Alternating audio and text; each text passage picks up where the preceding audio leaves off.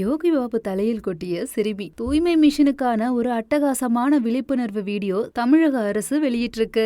கொட்டுனா வலிக்குமான்ற தலைப்புல வெளியான இந்த வீடியோ பிரபல நடிகர் யோகி பாபு ஒரு பல்லு சிறுமியும் நடிச்சிருக்காங்க.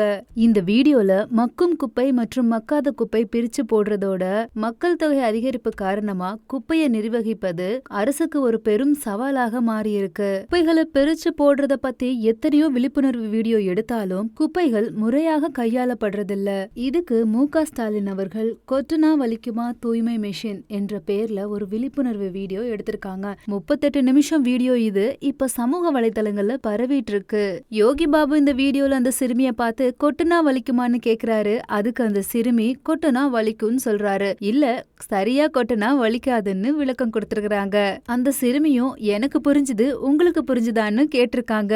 குப்பைய பிரிச்சு போடுறதோட முக்கியத்துவத்தை நகைச்சுவை கலந்து சொல்லியிருக்காங்க இந்த வீடியோல.